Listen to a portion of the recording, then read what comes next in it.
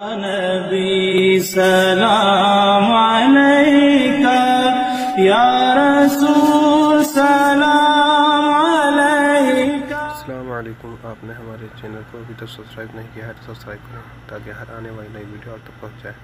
Video اچھا لگے تو لائک اور شیئر کرنا نہ بھولیں۔ آؤ شروع کرتے ہیں آج کی نئی ویڈیو کو۔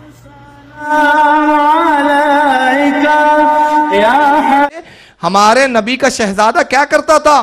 مولا کائنات کے بارے میں جب رسول نے فرمایا انا مدینۃ العلم ولی بابوہا، میں علم کا شہر ہوں، علی اس کا دروازہ ہے۔ تو ایک مقام پر کچھ یہودیوں کی میٹنگ ہوتی ہے، سب یہودیوں کی جماعت کے بڑے بڑے علماء ہیں، فضلاء ہیں، بڑے بڑے علامہ جمع ہوئے۔ انہوں نے کہا آج بڑا اچھا موقع آ گیا، موقع یہ آیا کہ ہم محمد سے کچھ بھی پوچھتے ہیں تاکہ محمد علم کا جواب نہ دے سکے تو ہم کہہ سکے کہ محمد جھوٹا ہے معاذ اللہ، مگر محمد ہر بات کا جواب دے دیتے ہیں، محمد کو جبریل بتا دیتے ہیں۔ مگر آج ایک موقع ہاتھ لگا ہے، اور موقع یہ ہاتھ لگا ہے کہ علی کو رسول نے علم کا دروازہ کہہ دیا۔ اب علی سے اگر ہم کچھ پوچھیں اور علی جواب نہ دے سکے تو ہم اس پر کہہ سکیں گے کہ محمد جھوٹا ہے۔ اگر علی علم کا دروازہ ہے تو پھر علی کو یہ علم یہ کیوں نہیں معلوم، یہ کیوں نہیں پتا، یہ کیوں نہیں پتا؟ تو سوالات پوچھے جائے۔ 10 علماء کی میٹنگ بیٹھی، آپس میں بڑا غور و فکر کیا کہ علی سے کیا پوچھے۔ کہا زیادہ سوال پوچھیں گے ہو سکتا ہے علی جھنجلا جائے، کہا کہ بھاگو بھگا دے ہمیں۔ تو ایک ہی سوال پوچھو اور ایسا پوچھو کہ علی اس کے جواب میں لاجواب ہو جائے اور ہم کہہ سکے کہ علی جب تو ایک سوال کا جواب نہ دے سکا تو ہمارے اور سوالوں کا کیا جواب دیں گا؟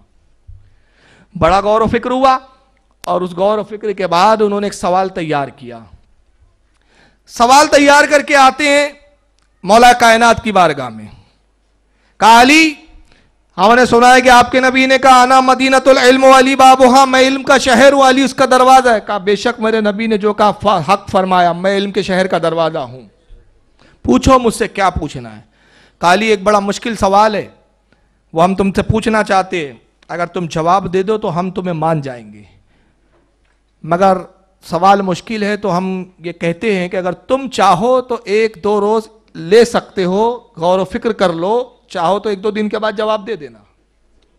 یعنی یہ بتا کر وہ اپنے سوال کی اہمیت بتا رہے ہیں اور مولا کائنات کو ذلیل کرنا چاہ رہے ہیں۔ تو حضرت علی نے جب یہ جملے سنے تو فرمایا اچھا تم اتنا مشکل سوال لائے ہو کہ تم سمجھتے ہو میں اس کا جواب نہ دے سکوں گا؟ وہ جواب نہ دے سکے جس کو نبی نے علم کا دروازہ کہا ہو، شہر علم کا؟ تو اب تمہاری ذلت یہ ہے کہ اس سوال کا جواب میں نہیں دوں گا، میرا بیٹا حسن دے گا۔ سبحان اب اللہ۔ اس وقت امام حسن کی عمر ہے 3-3.25 سال۔ اب بچوں میں کھیل رہے ہیں، امام حسن آواز دی بیٹا حسن قریب آؤ۔ امام حسن آئے، کہا جی ابو فرمائے، یا باتا کیا بات ہے میرے باپ؟ کہا بیٹا یہ علماء یہود ہے، 10 علماء کچھ سوال لے آئے ہیں، جواب دے دو، جو پوچھتے بتا دو۔ تو انہوں نے کہا کہ اے علی کے بچہ کیا جواب دے گا؟ آخر ہم اپنی جماعت کے علماء ہیں، سوال کوئی ایسا تھوڑی ہے کہ ایک بچہ جواب دے سکے، بہت مشکل سوال ہے، یہ بچہ جواب نہیں دے سکے گا۔ آپ نے فرمایا جواب تو اب یہ بچہ ہی دے گا۔ کہا یہ نہ دے سکے تو پھر تم دو گے؟ کہا یہ نوبت نہیں آنے والی، پوچھو اس سے۔ تو انہوں نے کہا اچھا ٹھیک ہے پوچھ لیتے، اگر نہ دے سکے تو پھر ہم آپ کی طرف لوٹیں گے۔ بچے سے سوال کیا امام حسن سے، کہا بیٹا حسن ہمارا سوال یہ ہے کہ وہ کون سی 10 چیزیں ہیں جن میں سے ہر بعد والی چیز اپنے سے پہلے والی پر غالب ہے اور 10ویں وہ ہے جس پر کوئی غالب نہیں؟ سوال سمجھ میں آیا؟ آیا کہ نہیں آیا؟ ورنہ مرزا غالب تو نہیں سمجھ لیا آپ نے۔ آسان کروں کہ میں یہ کہوں کہ وہ کون سی 10 چیزیں جن میں سے ہر بعد والی اپنے سے پہلی چیز کو ختم کرنے کی صلاحیت رکھتی ہو، پہلی چیز کو دوسری چیز ختم کر دے اور دوسری کو تیسری ختم کرے، تیسری کو چوتھی ختم کرے، چوتھی کو 5ویں ختم کرے، 5ویں کو 6ٹھی ختم کرے، 6ٹھی کو 7ویں ختم کرے، 7ویں کو 8ویں ختم کرے، 8ویں کو 9ویں، 9ویں کو 10ویں، اور 10ویں وہ جس کو کوئی ختم نہ کر سکتا ہو، جس کو فنا کرنا ناممکن ہے۔ وہ 10 چیزیں کون سی ہے؟ امام حسن مسکراتے ہیں اور کہتے ہیں کہ میں تو سمجھا تھا کہ تم علماء کی جماعت ہو، اپنے جماعت کے علماء ہو، یہود کے علماء ہو، اور تم میرے بابا علی سے پوچھنے آئے ہو، بڑا مشکل سوال لائے ہوں گے، افسوس ایسا بچکانا سوال لاتے ہو۔ ایسے سوالوں کے جواب ہم نہیں دیتے بلکہ ہمارے گھر کے غلام دے دیتے ہیں۔ سبحان اللہ، شان اہل بیت۔ تو तो यहूदी उलमा कहते हैं बच्चे अब इतना तो जलील ना करो, क्या यही जिल्लत कम थी कि तुम्हारे बाप के लिए सवाल बना के लाए थे, बाप ने बच्चे की तरफ बेचा, बच्चा गुलामों की तरफ भेज दे, रहम करो, जवाब दे दो।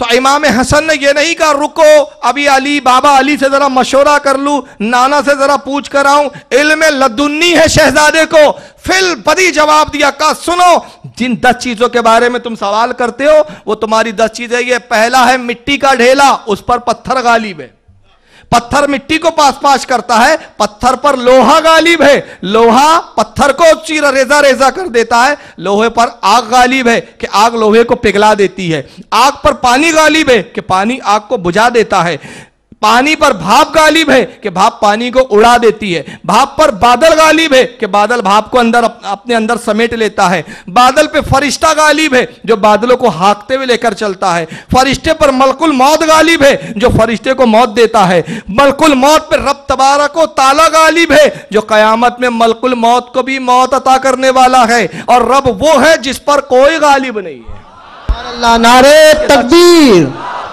नारे रिसालत, एक नारा है दरी, शाने अहले बैत, जश्ने शहीद आजम कॉन्फ्रेंस।